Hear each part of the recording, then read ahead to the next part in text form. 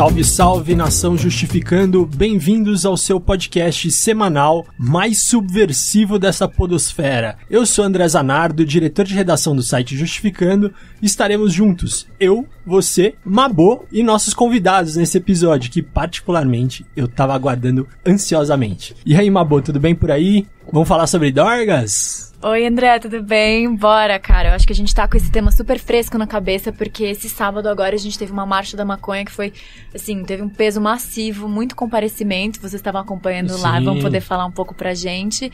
Acho que o tema tá mais quente do que nunca, esse é o momento de trazer o debate. Não, fora isso, o arrego do STF, que a gente vai comentar aqui, né, porque não tá fazendo sentido. Então, pessoal, hoje a gente resolveu fazer essa experiência e dividir a apresentação desse episódio. Vai ser uma experiência nova pra gente, então comenta aí depois nas nossas redes sociais sobre o que você achou, se curtiu, enfim, você ouvinte semanal do nosso podcast, o que você tá achando desse nosso formato? Comenta lá, dá sua opinião que é muito importante pra gente. Pode ser pelo Twitter, Facebook, Instagram, se preferir, manda no nosso e-mail, até na nossa redação, que a gente acompanha tudo. Vai lá, redação@justificando.com.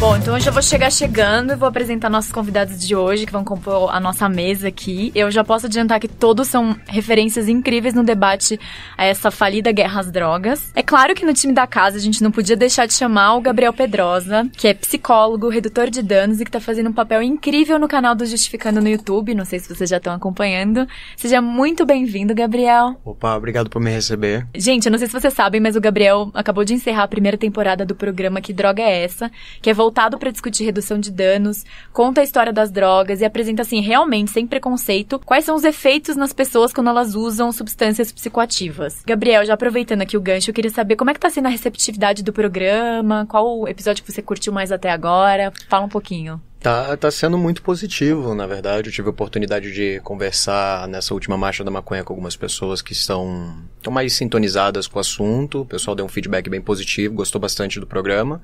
Estão querendo mais, né? Então isso dá um ânimo pra gente continuar. O mais popular foi da maconha, mas eu particularmente gosto muito do episódio de redução de danos, porque o levantamento histórico e a explicação e os tempos atuais que a gente tá vivendo, né? De deixarem a redução, quererem jogar de escanteio a redução de danos, eu acho que é um episódio muito crítico, muito importante, né? Aqui conosco temos também os nossos guerreiros da ala jurídica e da administração pública também, nesse enfrentamento à guerra às drogas. Primeiro, eu vou apresentar a Luciana Zafalon, que ela é formada em Direito pela PUC São Paulo, é mestre e doutora em Administração Pública pela FGV, fez parte do seu doutorado lá em Coimbra, sob a supervisão de ninguém mais, ninguém menos que Boaventura de Souza Santos. Atualmente é coordenadora do Justa, uma plataforma digital nova fantástica que vai ser iniciada agora na próxima semana, vale a pena conferir. Ela é conselheira da Plataforma Brasileira de Política de Drogas, aqui, assim, na verdade uma iniciativa do Brasil, que o Justificando é um dos mais novos membros. Então a gente tá muito feliz por isso. Luciana, bem-vindo ao nosso podcast, muito obrigado por aceitar nosso convite. Tô super animada com o nosso papo, acho que não tem como falar de drogas sem de fato falar de administração pública, como você chamou a atenção. O direito é sempre uma grande parte dos nossos problemas, então de fato falar sobre isso tem que ser trazendo a responsabilidade para o direito, mas olhando de uma forma mais ampla, que bom que a gente vai fazer isso. Fantástico. Bom, do outro lado da nossa mesa a gente tem Cristiano Marona, que é advogado, mestre e doutor em Direito pela USP, é conselheiro seccional da OAB São Paulo, secretário executivo da Plataforma Brasileira de Política de Drogas e conselheiro consultivo do IBCCRIM. Além disso, eu queria destacar aqui a atuação brilhante que ele teve na sustentação oral da última sessão de julgamento sobre a descriminalização das drogas que está rolando lá no Supremo. Cristiano, muito bom estar aqui e poder te escutar sobre esse assunto. Obrigada pela sua presença. Eu é que agradeço o convite, um prazer estar aqui e vamos debater. Vamos lá, mesa aposta. Antes de começar, não poderia deixar de agradecer os nossos apoiadores Crivella Advogados e Sindicato dos Bancários, que sempre tornam esse projeto possível toda semana aqui nos recebendo. E claro, nosso muito obrigado ao Fábio, técnico de som, e à Rádio Brasil Atual, que nos cede o espaço para gravar o podcast. Sem esquecer também nosso editor maravilhoso, Renan Almeida, do Filmes de Rei. Meu amigo maravilhoso, não podia falar, né, gente? Eu acho que é a primeira vez que a gente tá explicando certinho, né? Enfim. É verdade. Às vezes a gente fala do Renan no final. No final. Mas só pra explicar, merece. Gente, o Renan é o editor, é o cara que vai lá e ouve as nossas conversas e dá aquela poda final. Valeu, Renan. Renan, não corta não, hein?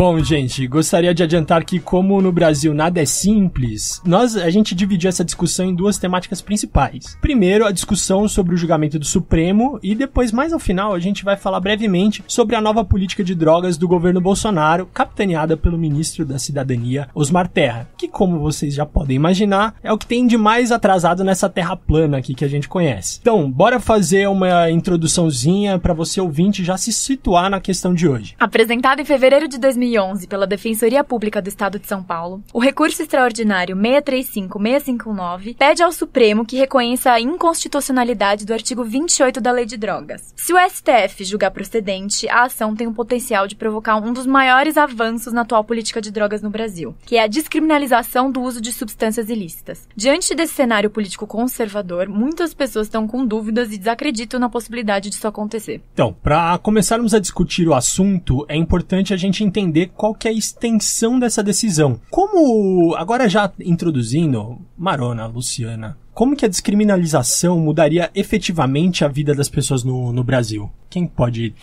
começar? Bom, eu queria trazer para abrir o nosso debate sobre isso a responsabilidade de cada um dos poderes. Então, a gente está falando de um julgamento que olha para o que foi então chamado de nova lei de droga em 2006, e que foi um momento onde o legislativo expressou a sua vontade no sentido de que os usuários de drogas deixassem de ser presos. Naquele momento, a intenção da lei era bastante clara, era alardeada, as pessoas falavam disso com muita tranquilidade, e todo mundo, de alguma forma, acreditou nessa perspectiva.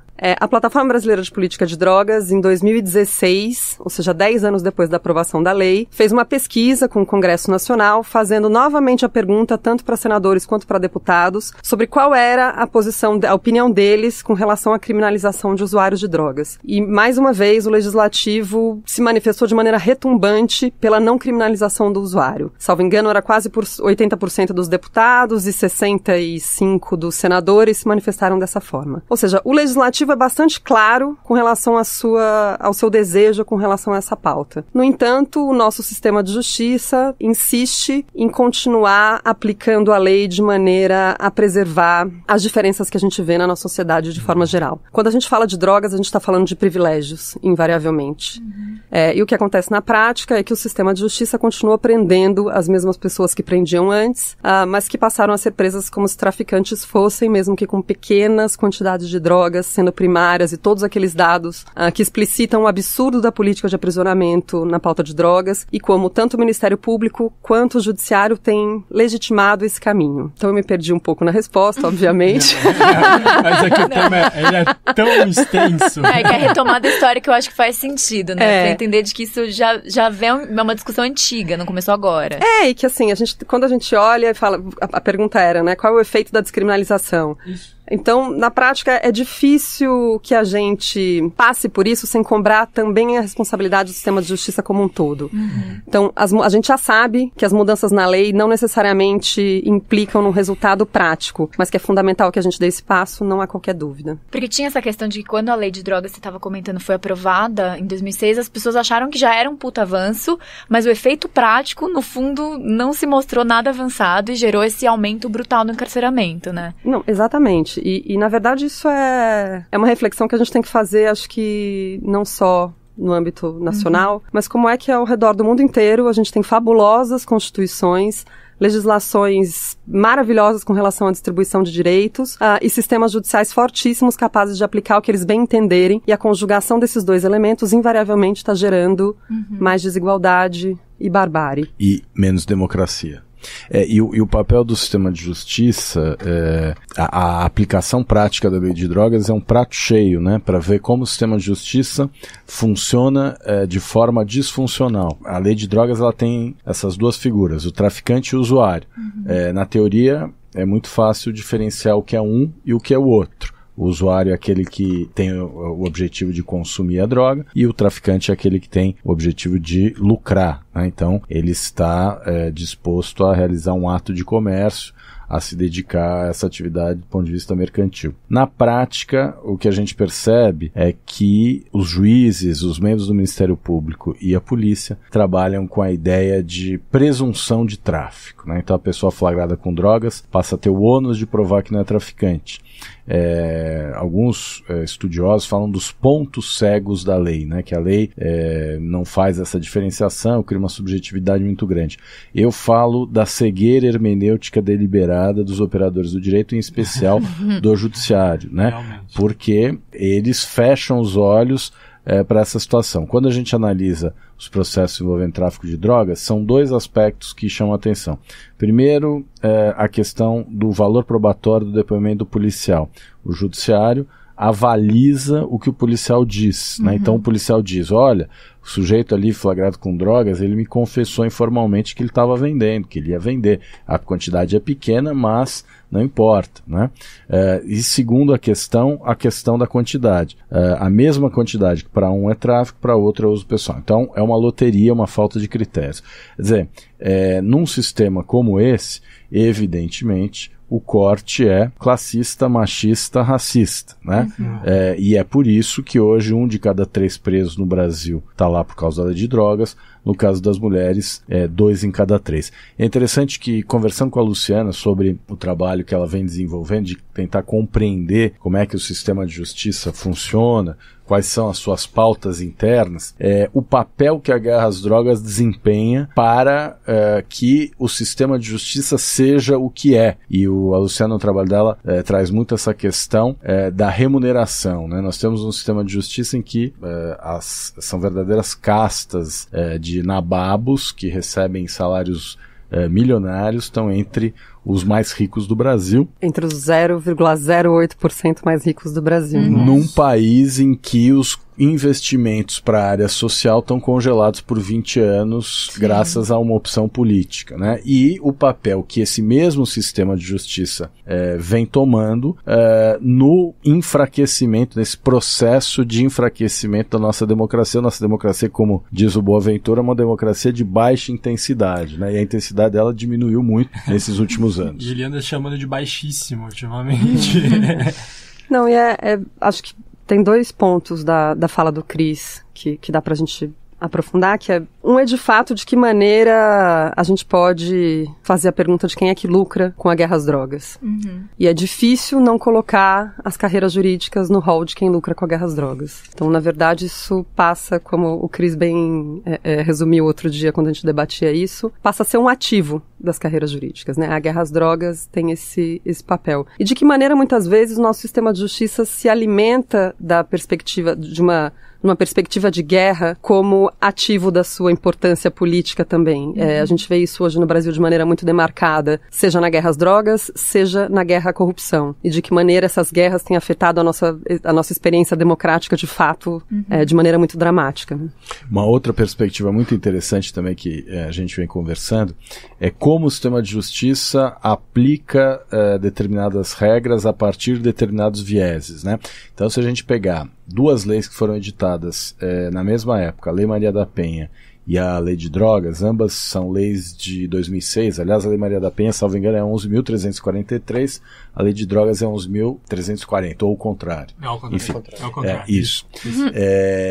O que aconteceu 13 anos depois, né, em 2019? A violência contra as mulheres continua aumentando, quer dizer... E representa, apesar da gente ter uma série muito grande, um número muito grande de registros formais dessa violência todo dia, ela não chega a corresponder a 1,5% das prisões hoje no Brasil. Não que a gente acredite na prisão como solução, mas é um dado, né? Exatamente. E então o sistema de justiça, ele criou uma forma de contornar, de driblar, de neutralizar o círculo de proteção, a forma de controle que a Lei Maria da Penha tentou implementar, né? Então não adianta ter uma boa lei se na hora de colocar em execução essa lei, esse viés entra em ação. Então é um viés machista, um viés patriarcal. E no caso da lei de drogas, essa forma draconiana, dura, hiperrepressiva de aplicação atinge mais as mulheres do que os homens, embora me pareça que os homens estejam até mais envolvidos, digamos assim, no negócio ilegal das drogas, ocupando mais as posições de comando do que as mulheres. E, no entanto, as mulheres com pequenas quantidades, mais das vezes, indo visitar os seus parentes, nos presídios, que é também uma situação que reflete o machismo da sociedade. A mulher presa é abandonada pela família, o homem preso conta com a solidariedade da mulher, né, das filhas, etc. Então, esses dois exemplos, eles... Eu acho que o resumo disso a gente tem 2 legislações aprovadas no mesmo ano, uma de proteção à mulher e a outra que gera esse resultado, 12 anos depois, e de outro lado, a gente tem a lei de drogas encarcerando quase 60% das mulheres estão presas por esse lado.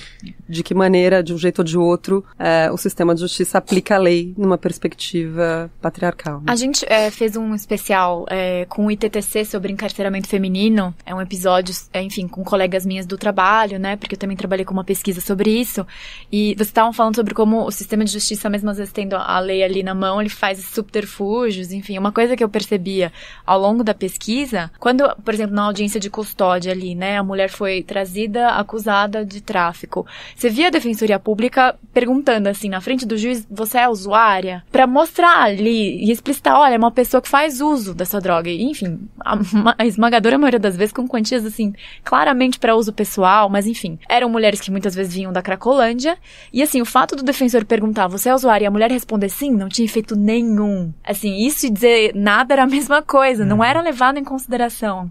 Mas sabe que tem... Enfim, a maioria eram presas, as que estavam acusadas por tráfico, era assim, raríssimas exceções tinham liberdade provisória. Aí a gente também entra num debate um pouquinho mais de fundo, que é de que maneira o Estado, o sistema de justiça e nossa sociedade, de forma que se retroalimenta, admite o direito ao prazer e ao lazer da mulher, né? Então, se a gente olha para a penitenciária de Santana, que é a maior penitenciária feminina da América Latina, quando você entra ali, eu acho que ainda tem uma maquete daquela unidade prisional de quando ela ainda era uma unidade masculina. Aí você vê, além dos pavilhões e do espaço destinado a trabalho, essa penitenciária termina com uma área que dá um corredor, um grande anfiteatro que é cercado de hortas e quadras esportivas. A primeira vez que eu fui lá, eu olhei e falei, poxa, que interessante essa parte cultural, recreacional, de lazer e prazer, né? E aí a resposta que eu tive foi, não, agora que a unidade feminina, a gente derrubou toda essa área e construiu casas para os funcionários. Então, de que maneira também para um juiz ouvir que uma mulher é usuária de drogas? Sim. Que tipo de reação o nosso sistema está apto a fornecer diante de uma mulher nessas condições, né? Cristiana, então, já aproveitando, eu queria saber, então, qual que é o papel do Supremo nesse julgamento agora? Pois o Supremo, ele deveria dizer se o artigo 28 da Lei de Drogas, que incrimina a posse para uso pessoal, é ou não constitucional, se esta norma está ou não em conformidade com a Constituição. A Constituição assegura proteção da intimidade, da vida privada, assegura a proporcionalidade, assegura não incriminação de condutas autolesivas. Tradicionalmente, sempre se entendeu que aquele que porta drogas representa um perigo de expansão potencial do consumo que pode levar a uma dependência massiva da sociedade e, nesse sentido, haveria, por parte de quem carrega drogas, ainda que não esteja utilizando, ele representa um risco de lesão à saúde pública. É um raciocínio completamente estapafúrdio, né? Quer dizer, você está atribuindo a quem porta drogas um ato potencial incerto futuro que pode ou não se realizar. Do ponto de vista das regras que balizam a intervenção penal, isso é algo inaceitável. Você só pode punir aquilo que está no âmbito de realização do próprio indivíduo. Você não pode punir por algo que não pode ser controlado por ele. Se o outro vai ou não usar droga, ele sabe se ele vai usar. E ele usar a droga é uma conduta autolesiva. O Estado não tem legitimidade para realizar a educação moral de pessoas adultas. O Estado não pode dizer o que deve ou não penetrar o corpo de pessoas maiores e capazes, né? E nesse sentido, haveria até um direito à autogestão farmacológica, né? Assim como nós temos o direito de, quando estamos com gripe, tomar um remédio farmacêutico, um chá de alho, uma automedicação, nós teríamos também o direito de usar substâncias psicoativas com o objetivo de alterar a consciência ordinária sem que o Estado possa impedir que isso aconteça. O Estado pode eventualmente fornecer informações baseadas em evidências científicas, pode disponibilizar práticas de redução de danos, mas o Estado não pode impedir que a pessoa que busca utilizar substâncias psicoativas o faça. Essa é a discussão que está no Supremo. O Supremo está discutindo isso desde 2011. Aí surgiu lá um dos amigos Cury, que é Amor Exigente, né, uma associação de cunho religioso que tem um trabalho na área de dependência de drogas, e eles fizeram lá uma petição dizendo o seguinte: o PLC 37, que foi recentemente aprovado, que mudou a lei de drogas, está para ser sancionado. Aliás, acho que o prazo era hoje ou amanhã. E como essa proposta legislativa aprovada, ela altera a lei de drogas, seria importante adiar o julgamento para aguardar o impacto que essa mudança legislativa vai trazer. Ocorre que o PLC 37 aprovado do Senado não altera o artigo 28. O artigo 28, que é a norma em exame do Supremo Tribunal Federal, continua intacta e vai continuar em vigor mesmo após a sanção do presidente da República. Então, esse argumento é uma desculpa esfarrapada que mostra, digamos assim, que não havia por parte do presidente do Supremo Tribunal Federal interesse em manter essa discussão por motivos provavelmente políticos, né? Mas isso a gente sabe até que teve uma reunião com Osmar Terra, dias anteriores. Isso ajudou na decisão do adiamento, né, desse julgamento, e também tem a questão do pacto dos poderes, que é uma resposta muito imediata. Qual que é o poder que o Toffoli tem no final das contas? O poder é adiar a pauta, e no caso ele resolveu pela pauta dos costumes, que é a exigência do executivo, né? Pois é, e aí eu acho que nós temos uma discussão urgente a fazer, que é a questão da pauta do Supremo Tribunal Federal. Não pode ser um assunto entregue apenas ao arbítrio, ao poder imperial de uma pessoa numa corte que tem 11 magistrados, né? Quer dizer, certeza. A pauta, ela precisa ser também ela fruto da vontade da maioria do tribunal, porque não é possível que temas tão importantes como a presunção de inocência e a questão da descriminalização da posse de drogas para uso pessoal sejam assuntos que pautados saiam da pauta e fiquem essa indeterminação, né? Então, agora, só para não perder, você me perguntou qual vai ser o impacto. A descriminalização é o primeiro passo na tentativa de uma outra política de drogas, mas tem um impacto muito pequeno, porque, primeiro, a maioria dos países da América Latina já descriminalizou, o Brasil é um dos últimos, né? Em segundo lugar, o problema não é a posse para uso pessoal, o problema é o tráfico. Então, são os critérios para diferenciar um e outro. Então, a questão dos critérios objetivos, baseados em quantidades, como tem, por exemplo, em Portugal, no México, né? Em Portugal, até 10 doses diárias de substância, você é considerado usuário. No caso da cannabis, são 25 gramas. Vamos adotar? Não vamos? O Supremo está discutindo. Alguns ministros, o Barroso, acha que o próprio Supremo pode definir. O Fachin acha que só o Congresso pode definir critérios objetivos. Então, assim, tem várias questões, várias discussões. E ao postergar essa discussão, o que acontece é que nós estamos frustrando a realização da democracia e mantendo uma situação insustentável. A lei de drogas, como ela existe hoje, como ela é aplicada, é algo absolutamente inaceitável. Então, esse julgamento poderia criar critérios menos inaceitáveis para que as injustiças proporcionadas pela lei de drogas não se perpetuassem. Eu acho que a gente pode entrar logo menos. Eu gostaria de saber como que é tal julgamento, quais são as posições, mas antes disso, queria trocar uma ideia aqui com o Gabriel. Gabriel, já que a gente está falando do impacto na saúde, a questão da autolesão, toda droga é prejudicial à saúde?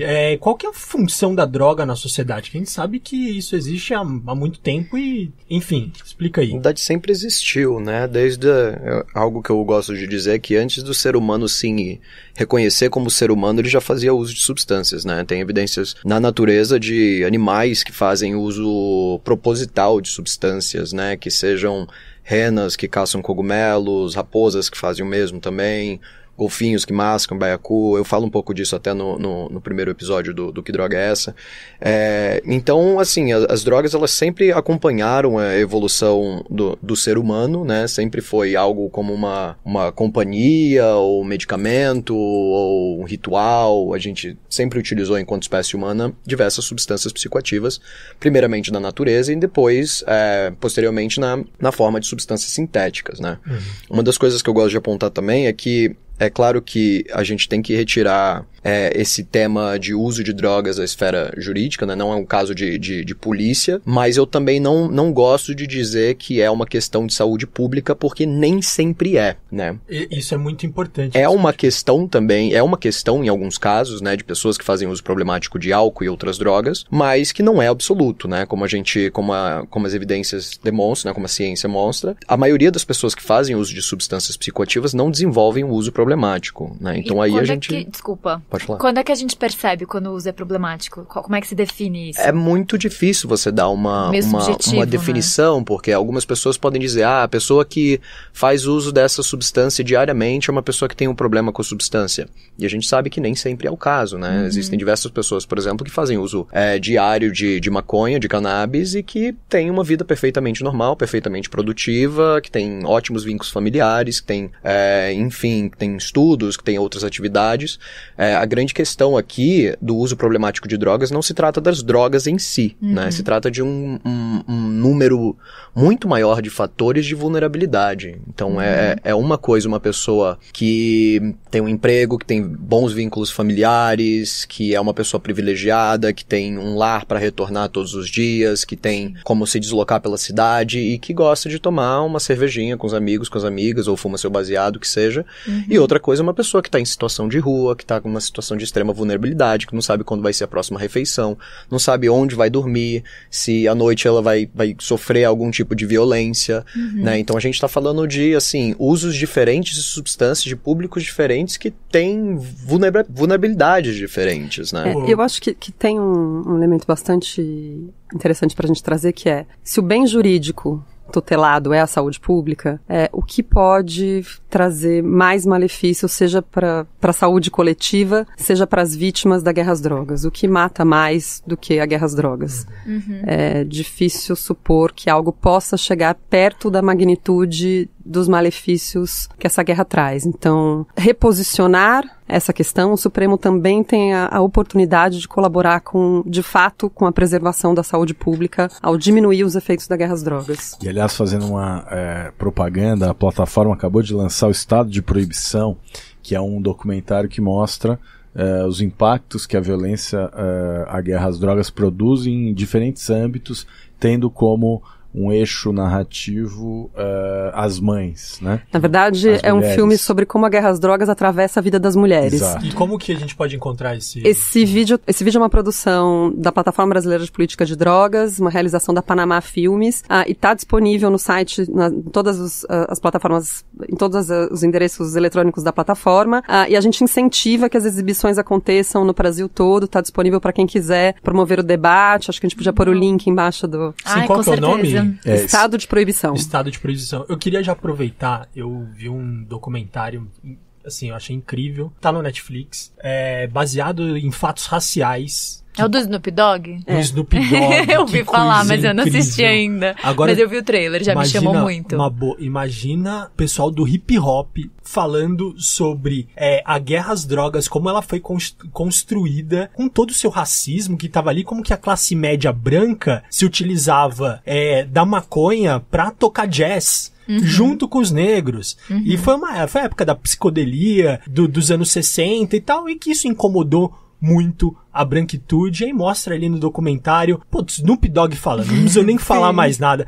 Vai e assiste, que é muito legal. Você vai entender, numa linguagem muito clara, como essa guerra às drogas foi criada e a gente caiu de gaiato aqui no Brasil, e vamos ver se a gente corrige esse negócio. Agora, vamos aproveitar. Ô Marona, me explica o voto dos ministros? Explico sim.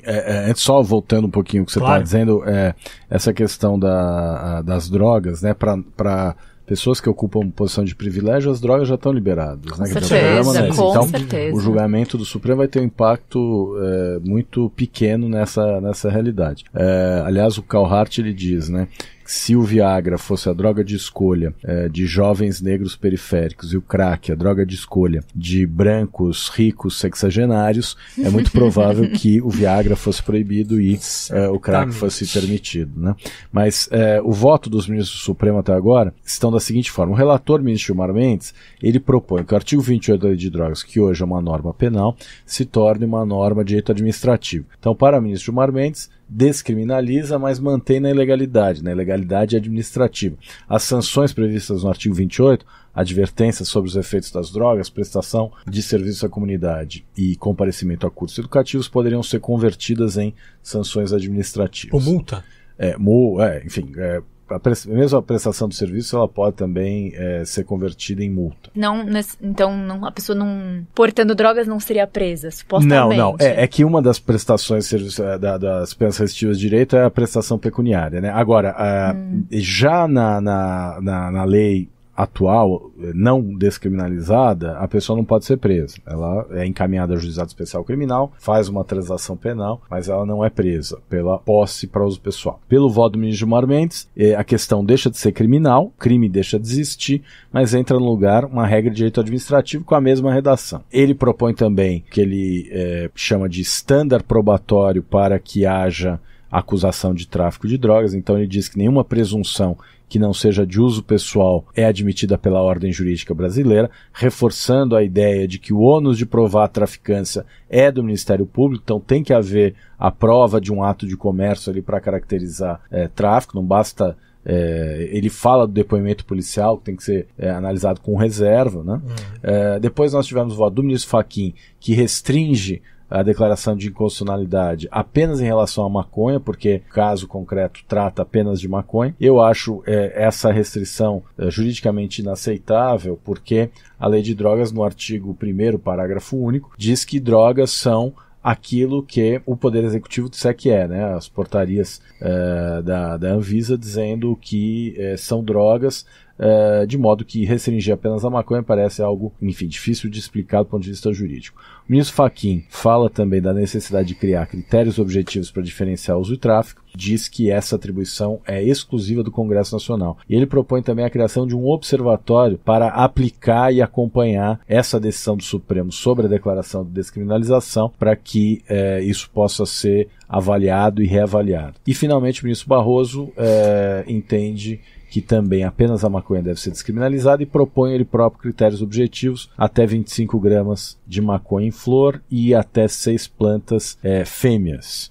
E estamos aguardando agora o voto do ministro Alexandre de Moraes, que entrou no lugar do falecido ministro Teori Zavascki. O ministro Alexandre já deu a entender, até por uma publicação de uma pesquisa da Associação Brasileira de Jurimetria, que ele deve declarar também constitucional o artigo 28 e deve propor critérios objetivos, maconha 10 gramas, cocaína 5 e crack 3, o que eu considero critérios muito baixos. Nós temos a experiência mexicana, que também fixou os critérios objetivos em patamares muito rebaixados, e a consequência foi um aumento no encarceramento. O ministro Alexandre, ele tem em alguns votos dito que não há general sem soldado, né? Dizendo que o chamado varejista, ele está também inserido na cadeia criminosa, etc. Então, e para vocês, então, qual que foi o melhor voto? Do Gilmar Mendes, não há nenhuma dúvida. Não há nenhuma dúvida.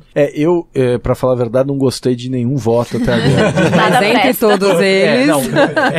menos pior. Eu acho que redução de danos. Sim, redução de danos. É interessante a gente analisar. O do Gilmar, ele é bom porque ele considera, todas as drogas, ele considera inconstitucional todas as drogas, mas ele mantém a posse para uso pessoal no âmbito da ilegalidade. Então, ele dá um passo muito tímido na minha avaliação. O Barroso, por exemplo, tem um lado ruim, que é restringir apenas a maconha, mas, por outro lado, ele avança para um modelo regulatório. Aproveitar de fazer uma pergunta sobre isso. Eu já vi o Barroso falar sobre isso depois do seu voto, numa posição muito mais avançada, alcançando outras perspectivas. Você acha que existe a possibilidade dele mudar o voto? Até o final do julgamento, os ministros podem mudar o voto, podem fazer ajustes, né? como eles chamam.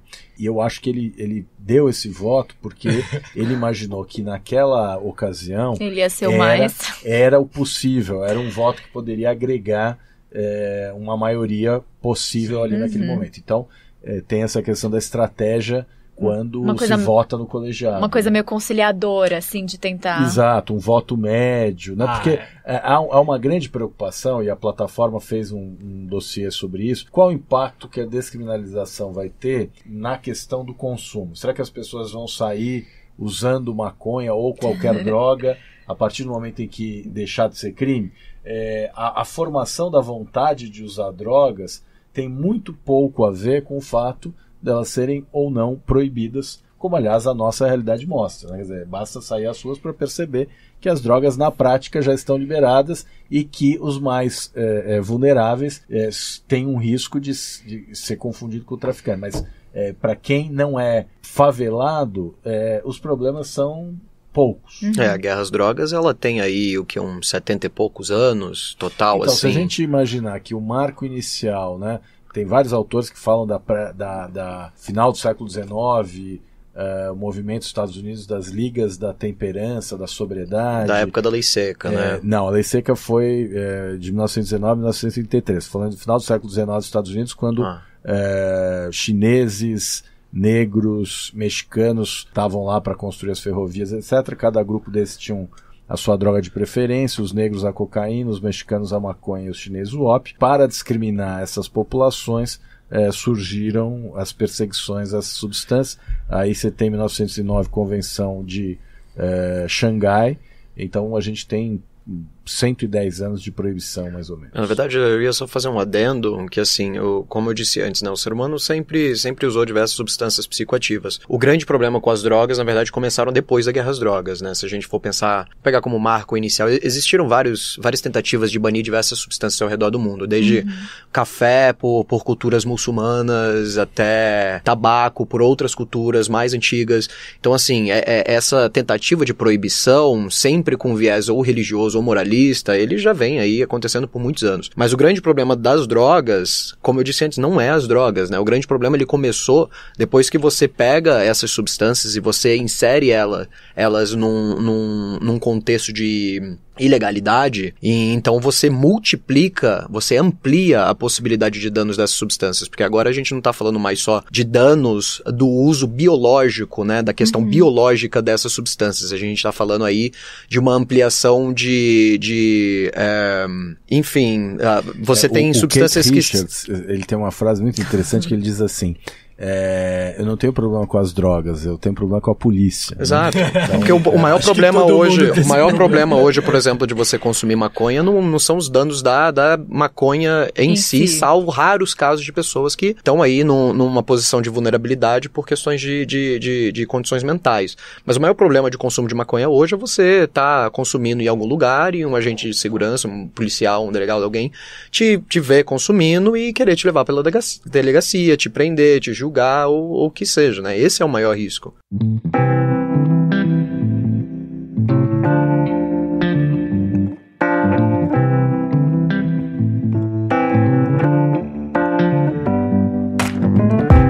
Voltando aqui com o nosso segundo bloco, a gente vai fazer uma pequena contextualização de algumas questões que surgiram agora na mídia em relação a um estudo que está sendo censurado pelo governo Bolsonaro. Então, não sei se vocês estão todos por dentro, mas em abril de 2019, o presidente Jair Bolsonaro assinou o decreto que institui uma nova política nacional de drogas, revogando a anterior, que era de 2002 e tinha sido assinada pelo então presidente FHC. O documento surgiu pouco mais de um ano depois da conclusão e do engavetamento do terceiro levantamento nacional sobre o uso de drogas pela população brasileira, que tinha sido encomendado pelo Ministério da Justiça em 2014 à Fundação Oswaldo Cruz. Na pesquisa da Fiocruz, a Oswaldo Cruz, encomendada pelo governo Dilma, foi censurado pelo governo Bolsonaro. E nessa pesquisa foram gastos 7 milhões de reais. Participaram 500 pesquisadores e técnicos. O estudo foi realizado em 351 cidades e concluindo entrevistas com 16.273 pessoas em todo o território nacional. Bom, o que tem de interessante nesses dados aí que estão sendo censurados? A gente trouxe aqui um resuminho para para vocês que estão ouvindo a gente.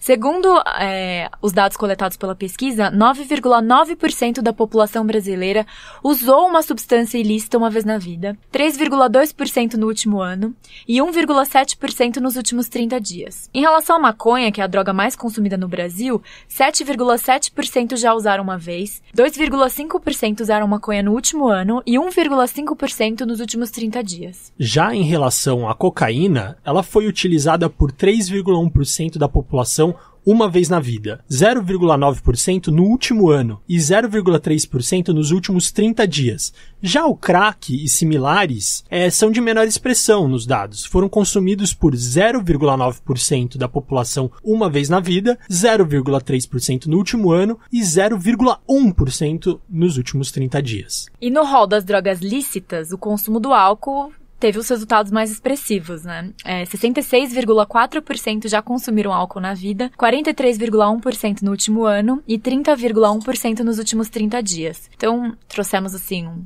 montão de informações sobre, enfim, esse uso que a população brasileira já faz de substâncias que são legais e ilegais.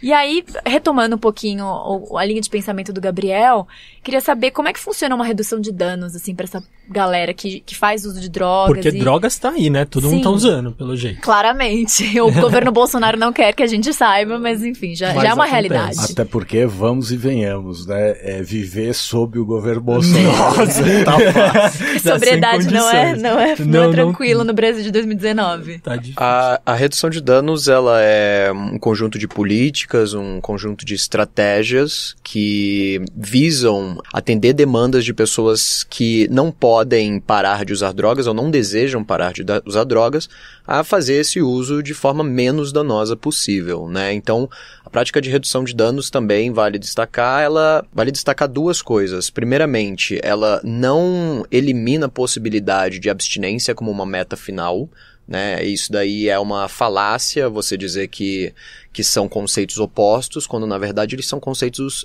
complementares, né? A redução de danos, ela visa a abstinência não como uma meta final, mas como uma possível meta a ser trabalhada junto com o usuário ou com a usuária de drogas, né?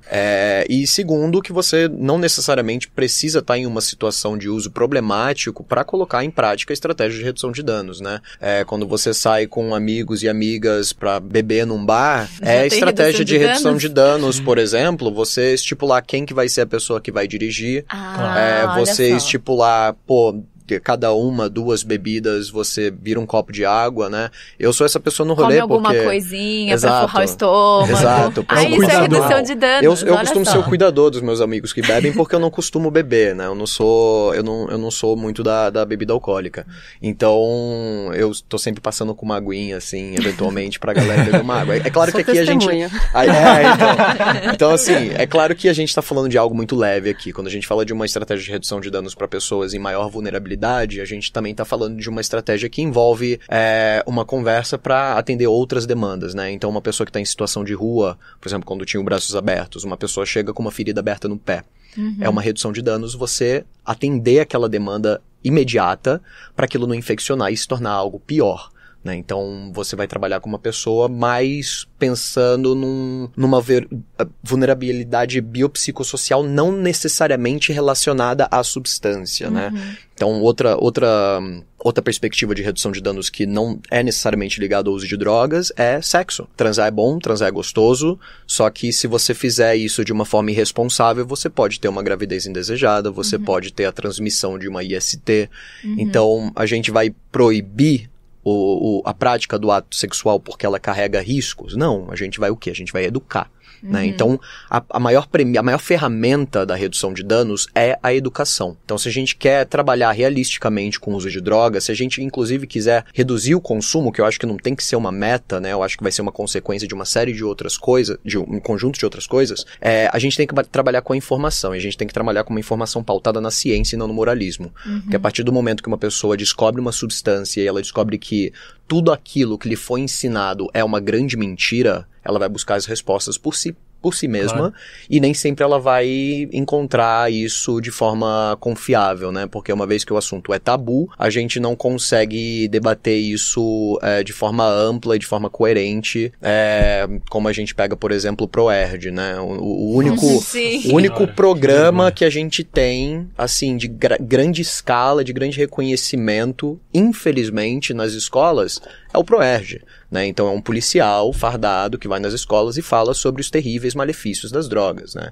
E para qualquer um que usa, que seja uma substância lícita, né? Vamos falar de substâncias lícitas, as pessoas gostam de usar substâncias, elas gostam de alterar a consciência, e isso sempre foi presente na vida humana, né? Eu gosto de acordar e eu gosto de passar um café e tomar um café e fumar um cigarro. É assim que eu começo o meu dia para trabalhar.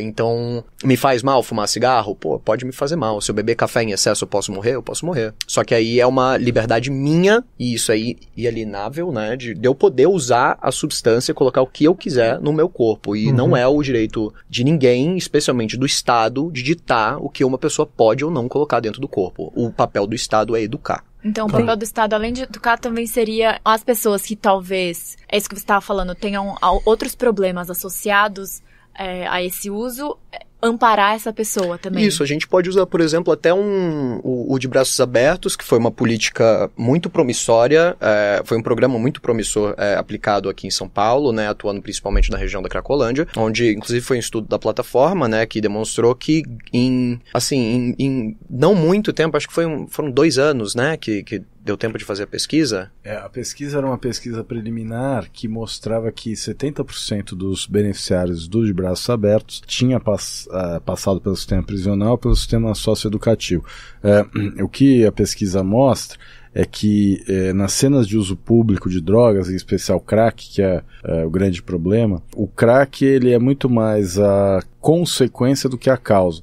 Já uma situação de exclusão em que o crack entra num contexto de poliuso de drogas, né? Quer dizer, dificilmente ali tem pessoas que usam uma droga só. E acho que tem um outro elemento interessante dessa pesquisa que entra nesse nosso debate sobre como a produção de conhecimento pode ser trazida para um debate para a gente tentar derrubar consensos forjados que não se amparam na realidade. Então, um outro dado muito legal dessa pesquisa mostrava que o momento de maior fluxo de pessoas na Cracolândia era justamente o horário do almoço e o fim do expediente, ou seja, pessoas que iam até lá buscar ou fazer uso do crack sem que as suas vidas profissionais deixassem de existir, né? De que maneira a gente... Nossa, essa é uma informação que acho que não é nada disseminada. Pois é, Sim. e assim, Ninguém de que maneira tem essa imagem. ela é justamente contrária ao senso comum em torno de como... Não, e quem trabalha lá diz que a população ela é muito variável, né? Quer dizer, próximo dos dias de pagamento, então...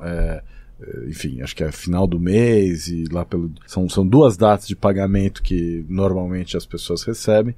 Nos finais de semana próximos das datas de pagamento, a população aumenta e depois diminui. Então, a galera vai, curte ali um determinado período, volta pro trabalha mais 2 semanas, aí volta, passa de novo o fim de semana e depois...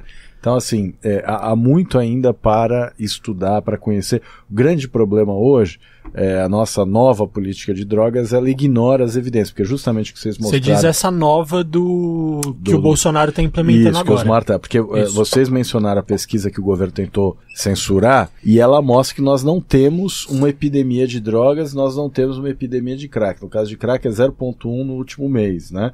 E 0,3 no último ano. Isso. O Osmar Terra, quando ele apresentou o PLC 37, o pressuposto, a premissa na qual ele se baseava, era de que o Brasil vivia uma epidemia de drogas. Ele, inclusive, quando o PLC 37 foi aprovado na Câmara, acho que foi em 2014, 2015, e tem uma foto famosa em que ele aparece com um saco cheio de giz, dizendo que aquilo era o consumo médio do usuário de crack no Brasil, o que, segundo ele, é algo em torno de 50 pedras de crack. Como o Osmar Terra, ele não é alguém que usa evidências científicas e não tem noção e não cita, né? Porque às vezes ele cita uns dados, mas não cita a fonte. E no caso da pesquisa da Fiocruz, ele quis desqualificar a pesquisa dizendo que a Fiocruz tem um viés, né? Justo a Fiocruz, que é uma entidade bicentenária, a Sociedade Brasileira de Progresso da Ciência soltou uma nota belíssima dizendo que a Fiocruz tem um trabalho que tem que ser respeitado.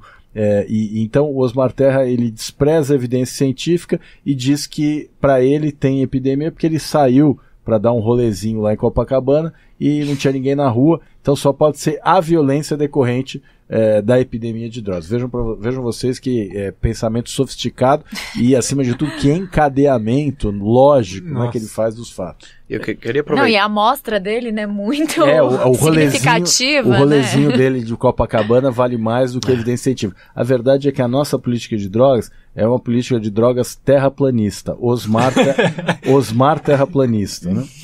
Uma das coisas que eu queria citar é que, se a gente for pegar modelos internacionais, né, países que aplicam já a redução de danos, países da Europa, a maioria ele já prevê a redução de danos como uma das estratégias de cuidado. Europa, Estados Unidos, Canadá, inclusive, eu tive a oportunidade de visitar alguns centros de uso assistido, né, onde usuários de drogas injetáveis ou de drogas fumadas vão para fazer um uso mais seguro de substâncias. E nesses lugares, exatamente 0 pessoas morreram de overdose, né? Então, em décadas e mais décadas de funcionamento, nenhuma pessoa morreu de overdose. E elas usam crack? Elas usam, o mais utilizado lá são drogas, são opioides, né? Então, geralmente, heroína, agora está tendo um surto de fentanil e carfentanil, que são adulterantes mais fortes ainda. Adulterantes, vale lembrar que só estão nessa substância porque não há uma regulação, não há um controle de qualidade, então isso potencializa o risco de consumo dessas substâncias. Então, esses países que adotam essas medidas, você pode ver que, como a redução de danos ela é vista como um programa de baixa exigência, ou seja, é um programa que, para o usuário ter acesso, não existe um número incrível de questões que impedem ele de começar um tratamento. Você não precisa estar sóbrio, você não precisa ter documento, isso, aquilo, né? Então, você aumenta a possibilidade da pessoa buscar tratamento, buscar algum tipo de suporte do Estado. E tem algo interessante também, que é o conceito de housing first, né? Que é onde você oferece uma moradia para essa pessoa, que na verdade, acho que uma das coisas mais importantes de todas, porque quando você tem um local onde você consegue se reorganizar, né, você consegue deixar ali seus pertences, sua comida, suas roupas, seus livros, seu dinheiro, o que for, você tem ali uma âncora onde você consegue se organizar sua vida e pensar e refletir e descansar, né? Então isso é uma vulnerabilidade a menos. No programa de Braços Abertos, eles estavam trabalhando com essa questão de moradia, de emprego, e naturalmente o uso de crack de grande parte dessa população foi diminuindo. Então, aquilo que eu disse antes, se você quer trabalhar com a diminuição de uso, você não trabalha com uso, você trabalha com as outras questões psicossociais, né? Então, restabelecimento de vínculos familiares, emprego, moradia, naturalmente baixou o consumo de tabaco também. Então, assim, tem uma série de questões envolvendo essa política que parece que é totalmente ignorado por esses governantes, né? Pelo próprio Osmar Terra. Então,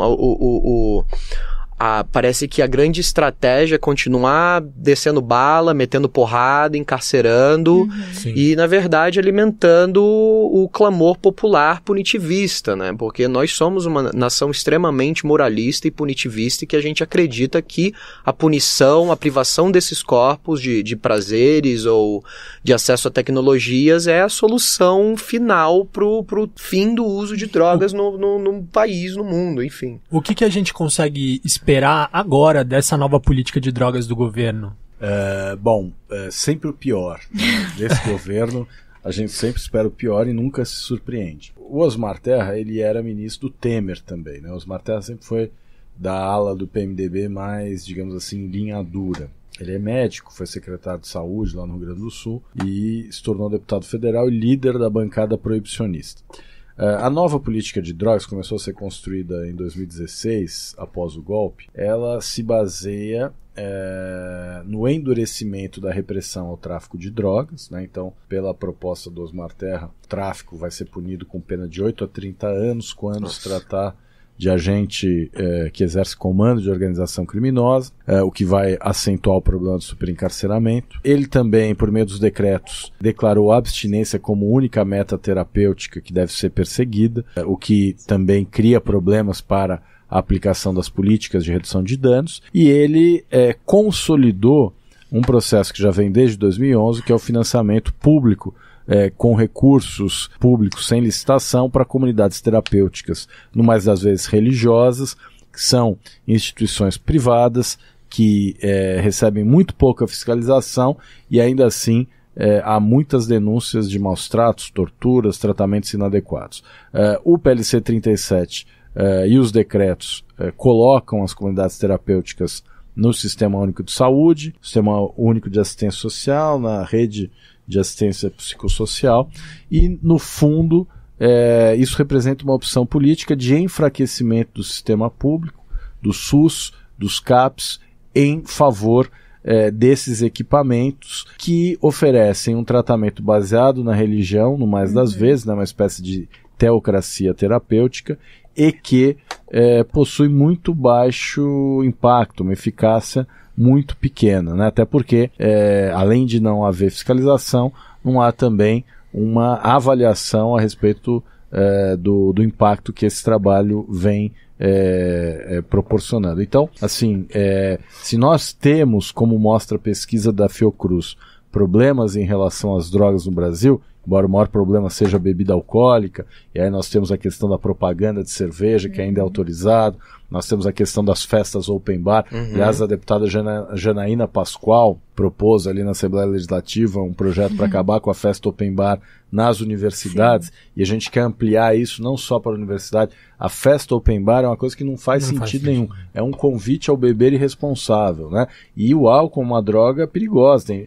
Teve uma competição, acho que em Botucatu, uns 3, 4 anos atrás, um grupo de estudantes se reuniu para ver quem bebia mais vodka no menor tempo. O vencedor morreu. Então, o álcool é uma bebida que pode matar, né? A intoxicação alcoólica é muito perigosa, e o Festa Open Bar não faz nenhum sentido. É uma coisa que realmente precisa acabar, especialmente porque ela envolve, na maior parte das vezes, jovens, né? Que estão ainda aprendendo a beber, quer dizer, então esse estímulo a uma intoxicação aguda, o que é algo absolutamente incompreensível. Quem diria que a gente ia estar concordando com a Janaína Pascoal, né? Pois então, mas eu acho que a Janaína, enfim, ela tem todas as idiosincrasias dela, mas ela foi inteligente ao identificar esse tema como um tema para trabalhar, porque une pessoas de diferentes pontos de vista, né? Uma questão de bom senso. Eu queria fazer só um complemento com o que você falou sobre as comunidades terapêuticas. Em 2017, o Conselho Federal de Psicologia inspecionou junto com o Ministério Público 28 comunidades terapêuticas. Eles soltaram um dossiê e em todas essas comunidades terapêuticas haviam violação de diversos direitos humanos. Então, tanto pela questão da baixa inspeção, né, como das próprias metodologias empregadas por essas comunidades terapêuticas, por exemplo, doutrinação religiosa, trabalho forçado, tratamentos inadequados, isolamentos solitária, assim. Exato. Eles seguravam cartas também, eles inspecionavam cartas antes de enviar ou antes de serem recebidos. Casos de tortura, né? Casos de tortura mesmo. Enfim, são situações muito graves. E veja, o Brasil, ele tem uma experiência exitosa da reforma psiquiátrica, né, da lei antimanicomial. Aliás, tem uma história muito interessante. Machado de Assis tem um conto chamado O Alienista, em que o principal personagem é o Simão Bacamarte, um médico psiquiatra que volta da Europa, depois de ter estudado psiquiatria no século XIX, para a pequena Itaguaí, imaginando que a loucura fossem pequenas ilhas no Oceano da Razão. E aí ele acaba descobrindo que se trata de um continente enorme, e ele interna 4/5 da população no asilo para loucos, né, a Casa Verde, e esse 1/5 que resta resolve internar o próprio Simão Bacamarte. Então, esse desvario positivista que leva a essa ideia de massificação da internação forçada é uma ideia que já era ultrapassada no final do século XIX. Machado de Assis, essa obra é por aí. E, no entanto, a gente está vivendo um déjà vu, né? Quer dizer, essa ideia voltou. Sim. E agora é uma das bases, essa ideia de internar contra a vontade. Cada vez mais ultrapassada. Agora, a gente já chegou aqui, já estouramos o nosso tempo, mas eu queria primeiro ter a resposta, na verdade, a opinião de vocês sobre o julgamento do Supremo. E aí, dá pra ficar esperançoso ou não? Tá 3-0. O que você acha, Luciana? Acho que ele vai julgar? Acho que é o primeiro passo. Acho que é a primeira pergunta. É a primeira pergunta. Mas isso é preocupante? É super preocupante. De não colocar em pauta? Mais uma vez mostra de que maneira essa proximidade entre os poderes afeta a nossa experiência democrática, né? Não, imagina se mudarem os ministros agora. Não só, nós já vamos ter agora Bolsonaro escolhendo o novo Procurador-Geral da República. Isso é para já, né? Para daqui a alguns meses, 2, 3 meses. Isso já vai ter um impacto no julgamento, porque o novo Procurador-Geral pode ser a favor, pode ser contra, pode tentar fazer alguma manobra, etc. Nossa. Ano que vem, aposenta Celso de Mello, que é um voto favorável, que vai ser substituído por alguém do campo conservador, que provavelmente... pior nome possível. Ele até pode antecipar o voto antes de se aposentar, né? Mas isso vai criar, se não for colocado em pauta. E a questão que a gente... Depois o Marco Aurélio se aposenta no ano seguinte, mas o Marco Aurélio é o voto a favor da constitucionalidade, que ele já declarou. A questão aqui é saber as razões pelas quais esse adiamento foi determinado. O que está na petição que foi apresentada aí pelo Amor Exigente não corresponde à realidade. Quer dizer, a aprovação de um projeto de lei que não altera o artigo 28 não pode ser justificativa para adiar um julgamento tão importante como esse. Né? Agora, adiado, ele volta no mandato do atual presidente do Supremo? Essa é a questão. Deveria voltar imediatamente já para a pauta do segundo semestre. Agora, ele vai ficar engavetado, vai ser colocado na geladeira? O próximo presidente, que é Luiz Fux, que também já sinalizou que é contrário à descriminalização, que deve votar favoravelmente à constitucionalidade da norma, provavelmente também não tem interesse em manter esse julgamento em pauta. Quer dizer, então nós temos aí uma perspectiva muito ruim de deixar para as calendas, né, essa discussão.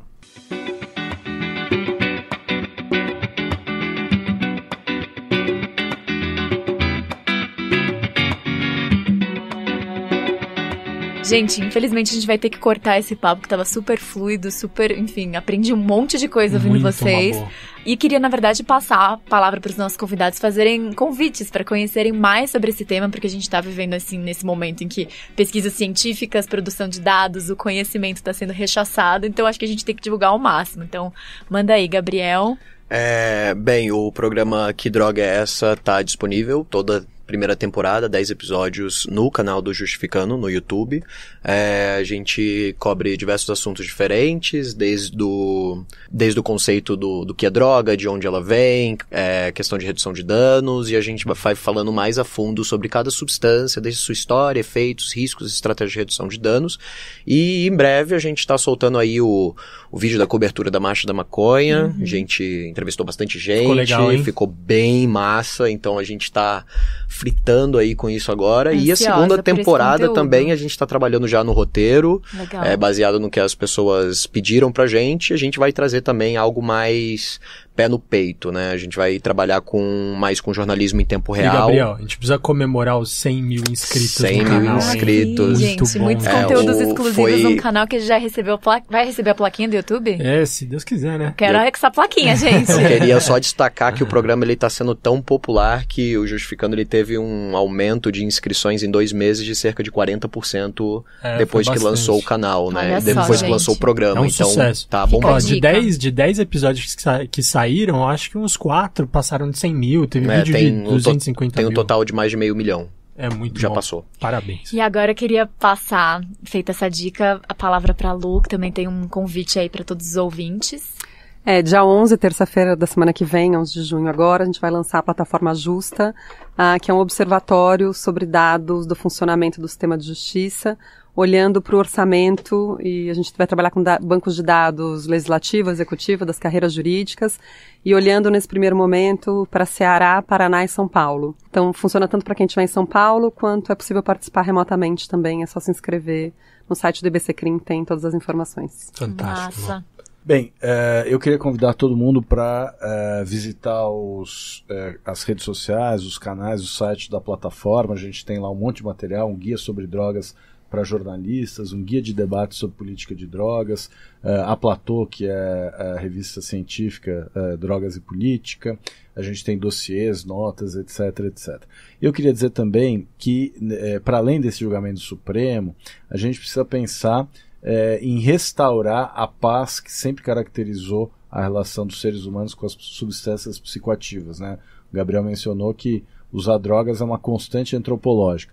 E a Release, que é uma organização inglesa, eles têm uma campanha lá que é Nice People Take Drugs, né? Adoro. Pessoas legais usam drogas. Quer dizer, o fato, no fundo, todos nós usamos drogas, algum tipo de drogas, né? Alguns usam drogas legais, outros usam drogas legais, mas o fato é que alterar a consciência ordinária, alterar por meio das substâncias psicoativas é algo que faz parte da natureza humana. Nós precisamos desestigmatizar as pessoas que usam drogas, né? Pessoas nice people take drugs, né? Pessoas legais usam drogas. Usar drogas não deve ser motivo para discriminar pessoas. Eu vou aproveitar aqui então e já fazer uma propaganda de um livro que eu tô lendo. Eu achei incrível a proposta. O livro chama Como Mudar a Sua Mente. É do Michael Pollan. Ele diz assim: o que a nova ciência das substâncias psicodélicas pode nos ensinar sobre consciência, morte, vícios, depressão e transcendência. Para você que já está avançado nesse debate sobre drogas e está querendo entender o lado positivo da coisa, pega esse livro, vai ler, que é muito bom. E queria agradecer, Mabô, obrigado, muito bom, adorei a experiência. Adorei também, gente. Tamo muito junto bom apresentar aí. Com você, André. Prazer inenarrável. Inenarrável. Eu adoro essa palavra. Gente, obrigado, valeu, Lu. E um prazer valeu, escutar Cristiano. vocês. Valeu, Gabriel. Obrigado. Muito bom. Gente, não esqueça de seguir a gente nas nossas redes sociais, no seu player de podcast, coloca aí pra seguir. Estaremos juntas e juntos novamente na próxima quinta-feira. Pode mandar sugestão de tema, que a gente está acompanhando todas as mensagens que você manda, seja nas nossas redes sociais, ou se você quiser mandar por e-mail, manda pra nossa redação que a gente lê direto, redação@justificando.com. Mabô, beijo. Beijo, gente. Valeu aí. Valeu, todos que gente. escutaram. Valeu, Valeu, queridos. Valeu, André. Obrigado.